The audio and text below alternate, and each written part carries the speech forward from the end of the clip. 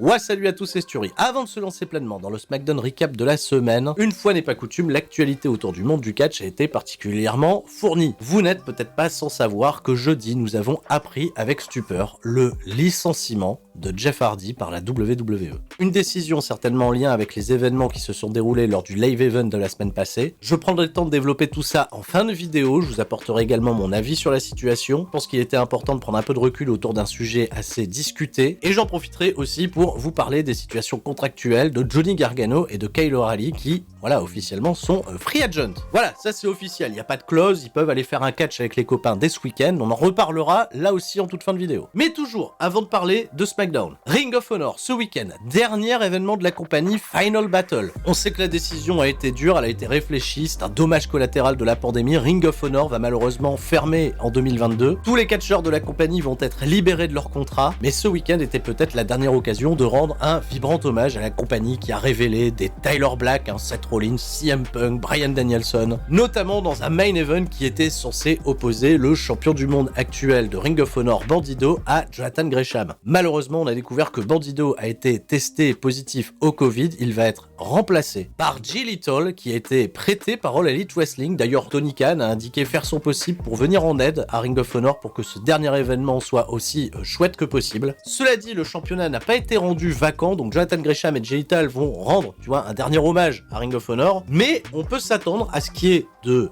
belles surprises dans un combat 5 contre 5 prévu sur la carte où aucun des participants n'a été annoncé. Ce qui peut nous laisser espérer à pas mal de surprises, on en reparlera évidemment sur twitch.tv/Turi316 lundi soir à partir de 20h. Aussi, et je voulais en parler parce qu'une petite note d'espoir dans ce monde de brut, ça fait quand même plaisir, NXT UK, un super promo clip a été diffusé pour notre espoir français Amal, un clip très bien produit, assez émouvant, qui peut laisser supposer que notre représentante nationale sera prochainement babyface dans la compagnie, et c'est très cool. C'est très cool que les créatifs lui aient proposé de pas être seulement la catcheuse française parmi une scène européenne en étant arrogante, etc., mais plutôt d'avoir une histoire à raconter et une histoire inspirante. On a besoin de cette petite note positive, et bravo Amal, et on suivra bien entendu son évolution dans les prochaines semaines. Allez, on est parti, SmackDown Recap dans la nuit du vendredi 10 décembre au samedi 11 décembre. Sami Zayn va ouvrir le show, accueilli bien entendu par les huées du Staples Center qui est bien rempli pour l'occasion. Sami Zayn qui vient au ring escorté par deux infirmiers, il est en fauteuil roulant, il a une minerve autour du cou, il a un pied en attelle.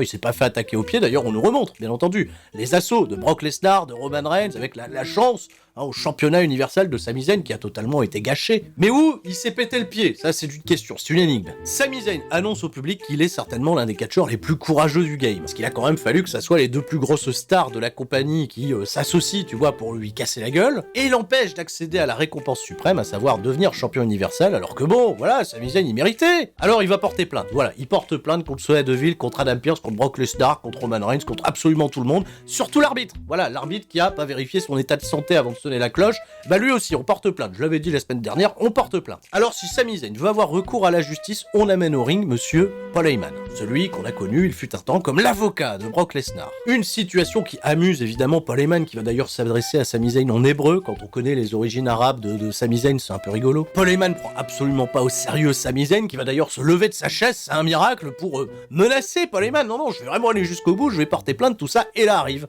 Brock Lesnar. Immense pop de la part du public, et Brock Lesnar, putain, il est sorti de sa ferme, là, il arrive en salopette, il a une dégaine, oh.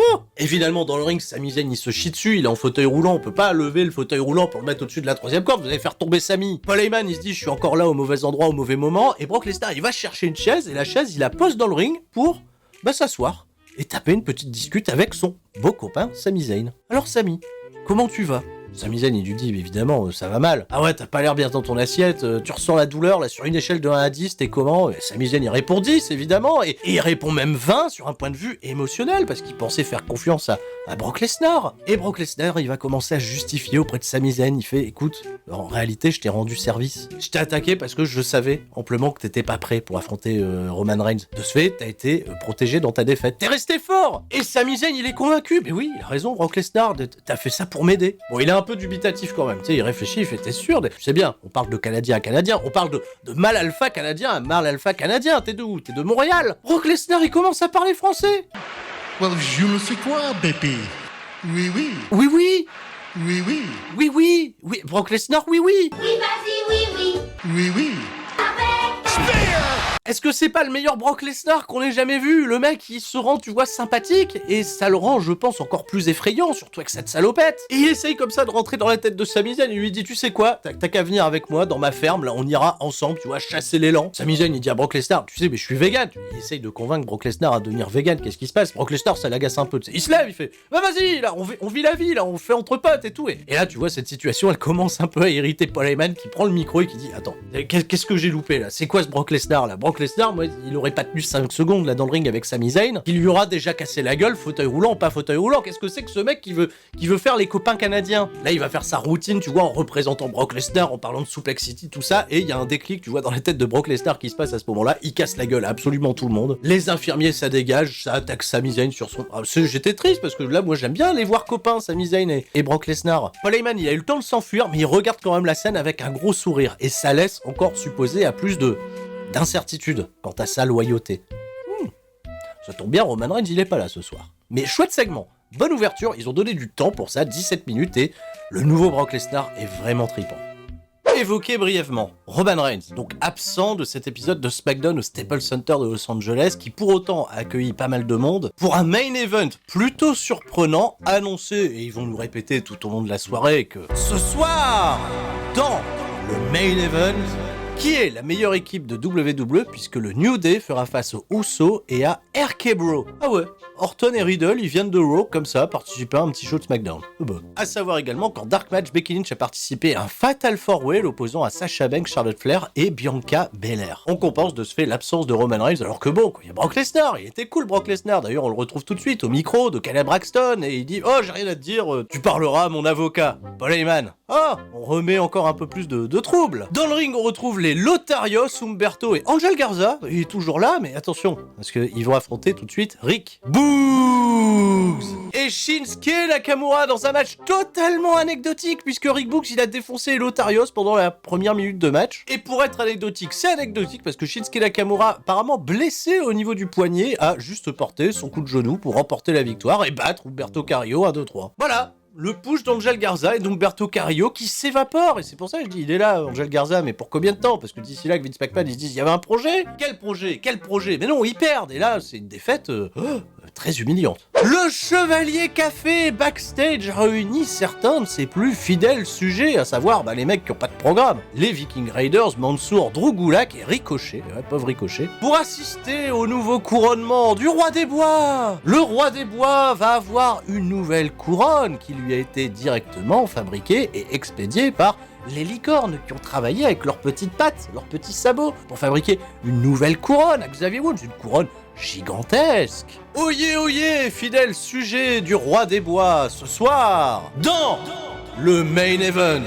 Le Chevalier Café et moi-même vous prouverons qu'on est la meilleure équipe de WWE. Pas d'offense, Viking Raiders, mais bon, en même temps, vous êtes nuls. Hazard! Et tout le monde crie Hazard! Hazard! Hazard! Hazard pour le Roi des Bois. Voilà, c'est tout. Après ça, on nous remonte. Drew McIntyre, il y a 2 semaines, voilà, qui participe pas à la bataille du Black Friday, là. Mais non! T'es pas content, il voulait démolir tout le monde à l'épée. Cela Deville, elle lui a dit, c'est pas moi, c'est Adam Pearce. Et justement, Adam Pearce, backstage sur son téléphone, probablement en train de mettre des pouces bleus, comme les 5000 pouces bleus, plus de 5000 pouces bleus sur la dernière vidéo du Cassis s'était passé. Royal Rumble 2001, merci pour vos incroyables retours, pour l'une des vidéos qui, j'ai bien compris, est devenue l'une de vos préférées sur la chaîne CCL Catch et qui me motivera à vous en faire d'autres. Bon, Adam Pearce, il était pas là en 2001, mais il est là dans le temps réel et il est confronté par Drew McIntyre qui vient avec son épée. Bon, attention, Adam Pearce, il dit tout de suite à Drew McIntyre, c'est pas moi, c'est Sonya Deville. Et puis ton épée là, c'est dangereux, il y a plus de kebab, et ben Drew McIntyre, il va laisser son épée, il va la planter. Il plante son épée dans le bureau d'Adam Pearce, dans le bureau.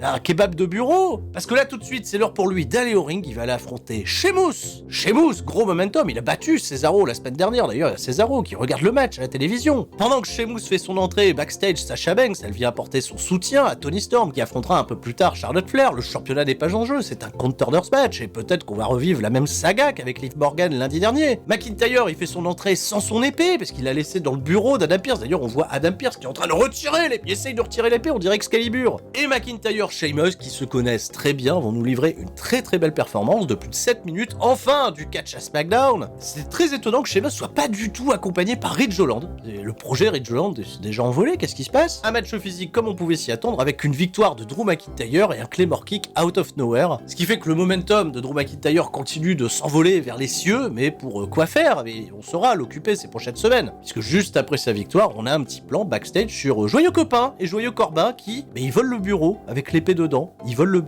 Ouh là là, le plan foireux qui arrivera là pour les prochaines semaines où ils vont se balader de ville en ville avec le bureau pour obliger les autres lutteurs à retirer l'épée comme si c'était Excalibur. Je le vois arriver à des kilomètres. Oh, on enchaîne avec un match qui nous a été annoncé la semaine passée puisque Naomi aura enfin sa chance pour régler ses problèmes avec Sonya Deville. Pendant son entrée, pour casser le rythme comme d'habitude, on retrouve backstage Kayla Braxton, notre rayon de soleil, qui attrape Paul Heyman. Et Paul Heyman, ah mais tu me fais peur comme à chaque fois, arrêtez ce gag. Bon, Kayla Braxton, très sérieusement, elle demande à Paul Heyman, t'as vu ce qu'il a dit encore une fois, Brock Lesnar, t'es son avocat, c'est ça? C'est évidemment, Paul Heyman, il va répondre ça. Je ne répondrai pas. C'est pas important, c'est pas pertinent comme question. Ok, mais qu'est-ce qu'il va en penser, Roman Reigns, la semaine prochaine, quand il reviendra?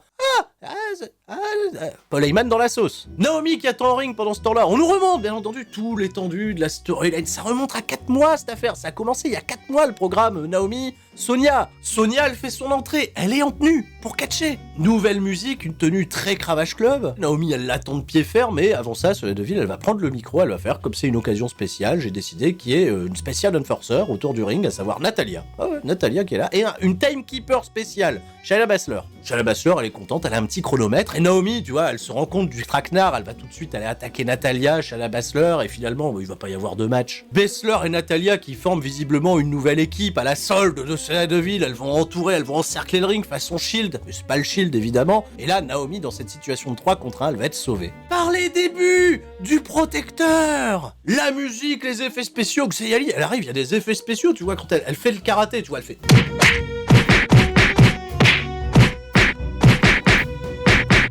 Oui, je sais ce que vous allez dire, je le fais presque aussi bien, donc elle vient et avec Naomi, elles vont casser la gueule de Sonya Deville, de Shayna Baszler et de Natalya. Il y a cela dit assez peu de réactions de la part du public et c'est un peu dommage, quoique non, parce que à la base le programme il est quand même pas top. Donc Xayali et Naomi finalement elles sont alliées, elles font un remake de Rush Hour, tu vois, elles se saluent comme ça, voilà, salut et puis voilà, puis on verra la suite. Je suis pas intrigué. Backstage, je retrouve Riddle et Randy Orton. Riddle, il est très excité à l'idée du combat de ce soir et justement, il a des supporters tout particuliers, c'est le cast. De toute l'équipe de Jackass, on sait que les Jackass, ils vont ressortir un nouveau film, là, on voit Johnny Knoxville, il y a tous les Jackass, mais il y a pas Weeman. Moi, je voulais qu'il y ait Weeman. Bon, voilà, ils font des gags, ça amuse absolument pas Randy Orton qui préfère se casser. Et si vous êtes déçus de pas avoir eu votre dose de catch féminin avec Sonya Deville et sa supercherie, on est parti tout de suite pour Charlotte Flair contre Toni Storm. On nous remonte, évidemment, les tartes à la crème, hein, voilà, parce que toute la storyline s'est construite autour de ça. Et une affiche qui, sur le papier, est censée être quand même un minimum excitante. Toni Storm contre Charlotte Flair, ça pouvait être un dream match dès lors qu'on avait appris la signature de Toni Storm dans la compagnie. Mais le momentum de Toni Storm, au fur et à mesure des mois et même des années, il a fait... Dans le ring, ça n'a pas été particulièrement très excitant. Il y avait quand même un peu de soutien de la part du public, donc quelque part tant mieux, mais 3 minutes de match, Charlotte Flair qui botche ses moonsaults. Et le finish, alors là, mais c'est un ridicule et c'est totalement risible. Ah oui, non mais riez chez vous, riez, si vous voulez rire, on va rire. Charlotte Flair, elle est en train de mettre des coups de pied à Toni Storm qui est allongée sur la partie extérieure du ring, donc face au poteau, et l'arbitre, il a décidé de disqualifier. Donc voilà, Toni Storm a gagné par disqualification, donc de ce fait elle a remporté le Contender match et devient l'aspirante numéro 1 au championnat, pour derrière se refaire casser la gueule de plus belle par Charlotte Flair qui va lui mettre une big boot et puis voilà, se pavaner, tu vois, à son départ. Et bon sang, mais vraiment, c'est ça la construction. Et ben allez, juste avant le main event, on nous remonte bien entendu les assauts de Brock Lesnar sur Sami Zayn, l'altercation Paul Heyman, tout ça. Et pendant que les Usos font leur entrée pour participer au main event, on découvre backstage Adam Pearce en train de rédiger à l'ancienne un commentaire sous la vidéo du Casey s'était passé Royal Rumble 2001, ça l'intéresse, c'est l'époque où il avait encore des cheveux, souvenez-vous. Il était pas dans le Rumble, cela dit, je vais pas vous faire de vache joie, et là il est interrompu dans son bureau par Brock Lesnar. Ah merde. Alors j'ai beau être devant ma télé, le caca roule le sang. Ah, il se chie dessus, Adam Pearce, merde, face à face avec Brock Lesnar qui l'a suspendu, et Brock Lesnar il va s'approcher comme ça, c'est très près d'Adam Pearce, et il va lui dire merci. Merci Adam Pearce, merci de m'avoir suspendu, merci d'avoir fait don des 1 million de dollars d'amende pour une œuvre de charité qui était certainement pas pour la protection animale, parce que dans la foulée, Brock Lesnar il va aller dire pendant ce temps-là, j'ai pu profiter du temps, me reposer à la ferme, partir à la chasse, j'ai chassé un élan mon frère. Oh, t'aurais vu la bête. Il sort son portable, c'est encore le seul à encore avoir un portable à clapper, c'est très très drôle. Je trouve que c'est très inspiré sur la gimmick de Tim Thatcher dans le circuit indépendant qui était assez rustre, tu vois, qui la technologie il comprenait pas. D'ailleurs il est là, il fait putain mais j'arrive pas là à montrer la photo là, parce que tu sais l'élan, je l'ai appelé comme toi Adam Pearce, je l'ai appelé Adam Pearce. J'ai pris la tête d'élan, je l'ai mis au-dessus de la cheminée et j'ai marqué Adam Pearce. Voilà, il s'appelle Adam Pearce, ça me fait repenser à toi et pour ça merci.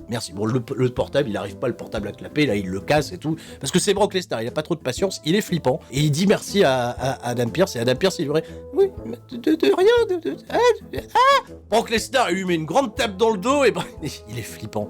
Il est super flippant, très très bon segment. Brock Lesnar, là.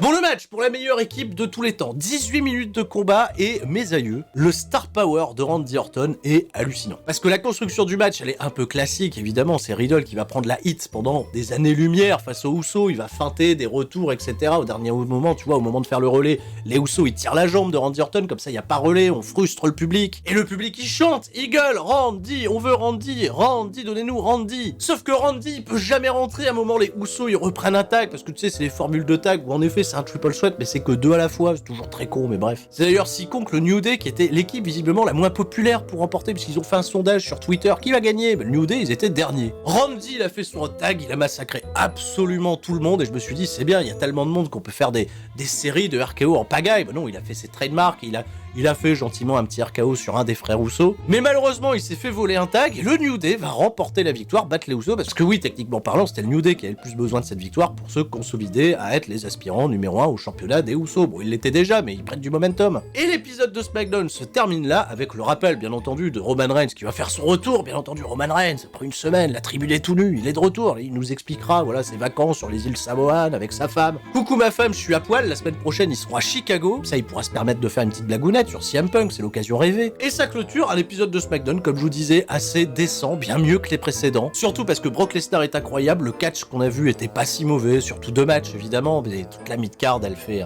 un peu peine à voir. Bon allez, pour ceux qui sont restés jusqu'à la fin de la vidéo, c'est le moment de parler des situations contractuelles de Johnny Gargano et de Kyle O'Reilly qui sont depuis le 10 décembre officiellement free agent. Aucun accord a été retrouvé avec la compagnie de Stanford, pas de prolongation de contrat. Johnny Gargano, cela dit, va prochainement être papa, donc même si sa situation contractuelle lui permet d'apparaître là où il le veut, quand il le veut, je pense qu'il va prendre un petit peu de temps et revenir peut-être plus fort en 2022 dans la compagnie de votre choix, insérez le nom d'une compagnie en commentaire. Pour Kyle O'Reilly, c'est exactement la même situation, il n'y a pas 30 jours de non-compétitivité, il peut apparaître dès ce week-end, dès la semaine prochaine dans la compagnie de son choix. Et vu la storyline actuelle du côté d'All Elite Wrestling qui a permis, tu vois, les retrouvailles de Bobby Fish, de Adam Cole, faut peut-être se douter qu'à un moment donné, Kyle O'Reilly refasse un petit coucou à ses copains de Undisputed Era. C'est une spéculation, mais évidemment, on devrait savoir ça bien assez vite. Enfin, et comme je l'avais annoncé, plus de détails au sujet du licenciement de Jeff Hardy. C'est ce jeudi, vers 16h heure française, que Sean Ross de Fightful nous a annoncé que Jeff Hardy avait bien été licencié de la WWE. Une nouvelle assez choquante et hypothétiquement en lien avec l'incident du samedi 4 décembre qui a vu Jeff Hardy quitter un combat lors d'un live event de manière étrange, traçant à travers le public sans aucune explication. Suite à ce comportement étrange, nous avions appris que la WWE l'avait renvoyé chez lui, mais son frère Matt Hardy avait rassuré les fans en soutenant que Jeff allait bien sans rentrer dans les détails. Suite à l'annonce du renvoi, Fightful a précisé que la WWE aurait décidé d'offrir de l'aide à Jeff Hardy en l'incorporant à un programme de réhabilitation,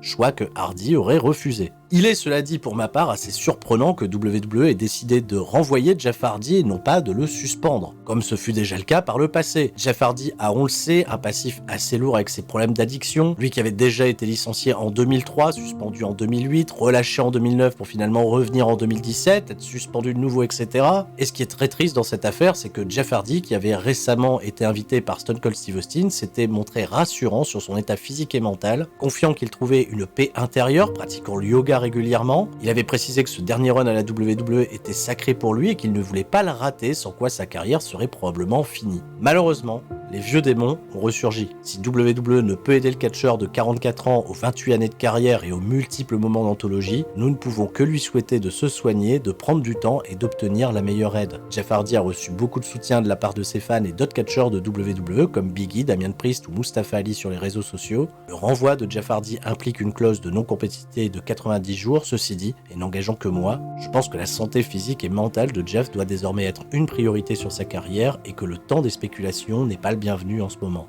Courage Jeff, et comme on le dit sur cette chaîne, reste fort, donnez-lui du soutien et prions pour qu'il trouve l'aide et guérir sereinement. Sur ce, je vous souhaite à toutes et à tous une excellente fin de week-end. On se retrouve la semaine prochaine, c'était Sturi. Et tout le monde reste fort, surtout Jeff Hardy. Ciao, bye bye.